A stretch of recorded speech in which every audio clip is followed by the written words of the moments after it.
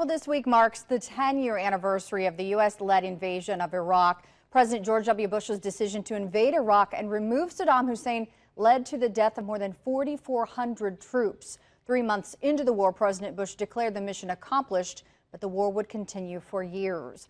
President Obama was elected in 2008 and promised to end the Iraq War. The last U.S. combat troops left Iraq in December of 2011. Now, for more on the war, we are joined this morning by Dr. Robert Buzzanco, a professor at the University of Houston. Thank you so much for joining us this morning. Thanks. 10 years, hard to believe. What do you think we have learned as Americans, and what do you think our government has learned since then? It's been a humbling experience. I mean, I think it's taught us a lot about the limits of what America can do in the world. We were told when we went in that this would be a fairly easy intervention and we'd be greeted as liberators, and the first Gulf War was pretty successful. Kosovo had been deemed successful, and then all of a sudden, you know, Bush proclaims mission accomplished, and then it keeps dragging on. So I think it shows limits. It tells us we have to be reluctant to do this again. There's only so much you can do in the world, that military intervention isn't often the correct approach to international politics. I mean, the human toll, the financial toll, yeah. Was that anticipated at the time? By some people, yeah. I mean, but there were people, there were critics, actually people like Brent Scowcroft, who had been Bush Sr.'s chief foreign policy advisor, had warned about it. But by and large, I think most people, especially in government, obviously within the decision-making circles, didn't anticipate anything like that. They thought it would be, you know, fairly easy. We'd walk in and these American troops would be greeted as liberators, and it would all be over within months or a year or so.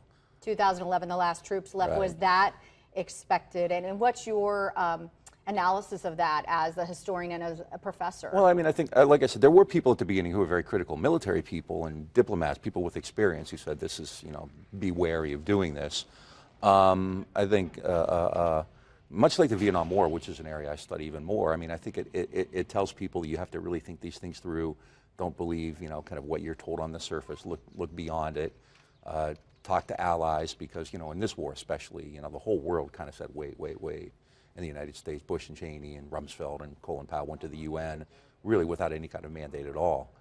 And I think, you know, the losses were monumental, right? Over 4,000 dead, and who knows how many wounded for life, PTSD, the cost well into the trillions of dollars. So clearly, and I think, you know, as we look at places like Syria or Iran, you know, you need to think about this. This is obviously a topic that will be talked about for years to come. Where does this sit as far as wars in history, and we're only a little bit removed from it right now? Right. In terms of U.S. wars, I think it would be considered. I mean, books are titled things like Fiasco. So, I mean, there's not really any kind of positive view of this, other than by some of the partisans like Rumsfeld and others. It's deemed, you know, really kind of one of the bigger disasters. It cost a lot of money. It took a lot of lives. It brought Iran and Iraq close together again, which was, you know, seemingly impossible. It damaged America's position in that region, which we can see today, you know, in places like Iran and Israel and Syria. So it's hard to look and put a positive spin on that, other than, you know, maybe the U.S. is more reluctant to do this again based on what happened in Iraq. All right, we're just about out of time. Obviously a topic we could spend hours talking about, but thank you so much, Dr. Robert Buzzanco from University of Houston. We appreciate your time this morning. Thank you.